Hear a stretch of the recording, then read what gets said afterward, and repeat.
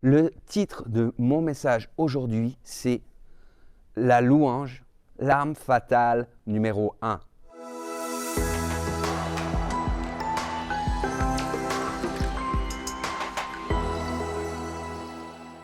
Salut mon ami, je suis très heureux de pouvoir te retrouver sur ce canal vidéo. Et ce que j'aimerais pouvoir partager avec toi est directement en lien avec la saison dans laquelle nous sommes. Une saison de victoire, mais une saison de conquête. Et qui dit victoire, qui dit conquête, dit opposition et dit combat. Le titre de mon message aujourd'hui, c'est la louange, l'arme fatale numéro 1. Le roi David était un adorateur merveilleux. C'est lui qui est le principal auteur du livre des psaumes qu'on trouve dans la Bible. Et sa louange était tellement imbibée de la présence de Dieu que dans son jeune âge, avant qu'il ne soit roi, en fait, il jouait pour calmer les crises démoniaques du roi Saül. Et en même temps, et vous verrez, cela peut sembler paradoxal parce que le roi David était un guerrier, c'était un homme de combat, un homme de guerre. Et d'ailleurs, c'est pour ça qu'il a été empêché par le Seigneur de construire le temple en l'honneur de l'Éternel, le temple de Jérusalem qui sera fait par son fils et on le connaît sous le temple de Salomon. Mais ce que je voudrais retenir aujourd'hui, c'est que nous puissions combiner, c'est-à-dire mettre ensemble cet aspect de louange et de combat, cet aspect d'adoration et de percée spirituelle. Vous connaissez certainement l'histoire de Paul et Silas lorsqu'ils sont emprisonnés. Vous trouvez ça dans le livre des Actes au chapitre 16.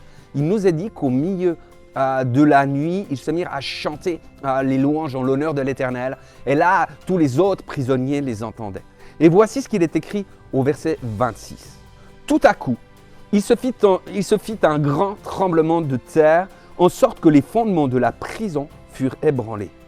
Au même instant, toutes les portes s'ouvrirent et les liens de tous les prisonniers furent rompus.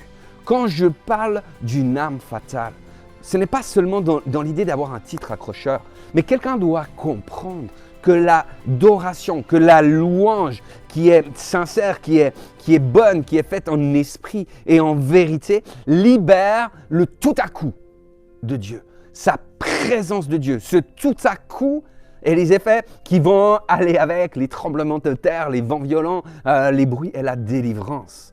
C'est ce même tout à coup qui s'est produit au matin de la Pentecôte alors que les apôtres étaient dans la chambre haute. Parce que Dieu siège au milieu des louanges de son peuple.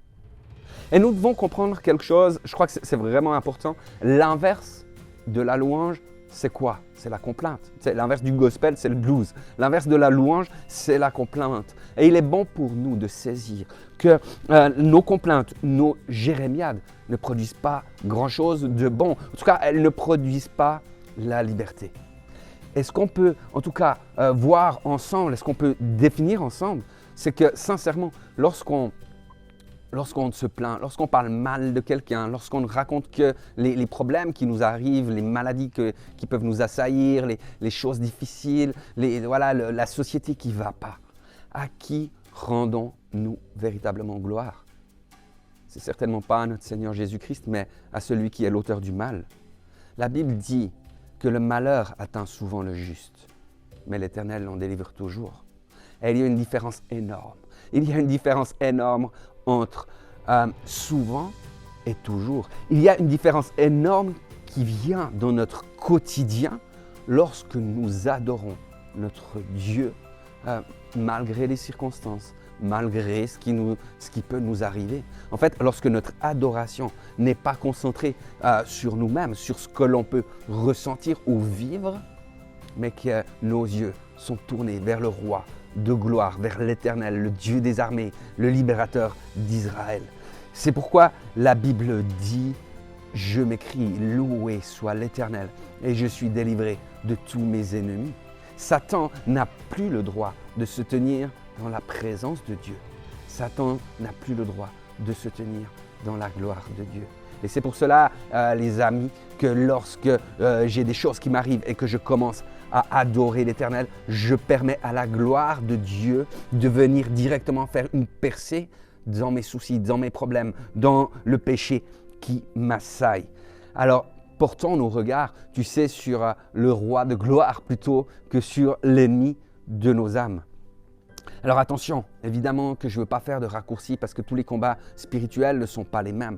Et certains combats se combattent de différentes manières. Mais je crois que beaucoup de gens s'épuisent et se fatiguent à force de combattre. Alors que dans l'adoration, ils seront eux-mêmes ressourcés. Dieu sera glorifié et sa présence sera là.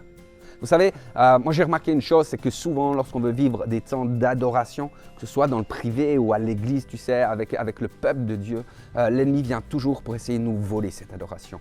Et cela se remarque souvent plus à l'église parce que pendant que les autres gens adorent, toi, des fois, tu es défié à cause de problèmes, de soucis. Tu sais, quelqu'un qui vient te raconter des choses juste avant, des choses qui occupent ton esprit, etc.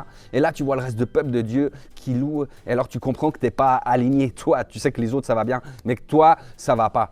Il y a même un temps, les amis, pour être tout à fait honnête avec vous, il y a même un temps où je me laissais voler la louange, le temps d'adoration, simplement parce qu'il y avait des fautes d'orthographe qui étaient projetées sur les paroles, tu sais, à l'église le dimanche. Et un jour, le Seigneur m'a parlé à propos de ça. Il m'a dit, mais tu sais, tu peux t'offusquer pour ça, tu peux te faire voler tes temps de louange pour ça, tu peux te dire, ouais, ils n'ont pas fait attention, ils n'ont pas fait correctement les choses, etc. Mais la réalité, c'est qu'eux, malgré leurs erreurs, leur cœur est droit, leur cœur est là, il est pour servir l'Éternel, leur cœur est droit, il est positionné en moi. Tandis que toi, pendant ce temps, toi qui te prétends juste, toi qui te prétends je ne sais quoi, ton cœur n'est pas aligné avec moi dans ces temps-là. Tu sais, j'ai pris une claque de fou. Et vraiment aujourd'hui, je veille à ce que rien ne vienne voler ma louange. Je veille à ce que l'ennemi n'ait pas le droit de vivre de me piquer ces choses dans les cœurs à cœur avec Dieu. Et à partir de ce moment-là où j'ai pris ces décisions-là, alors j'ai vécu des guérisons dans la louange. J'ai vécu des délivrances dans la louange.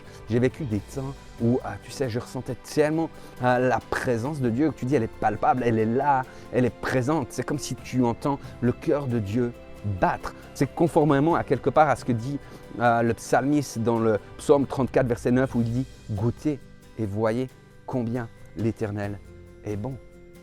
Mais laissez-moi revenir maintenant à cette pratique de la louange comme une arme fatale, numéro 1. Lorsque Paul et Silas se mirent à louer l'Éternel, se mirent à chanter l'Éternel, tu sais, non seulement les gens les entendaient, mais la réalité, c'est que lorsque l'Esprit est intervenu, le tout à coup de Dieu s'est manifesté, alors ils ont été libérés de leur chaîne. Mais pas seulement eux, toutes celles et ceux qui étaient présents dans le même lieu.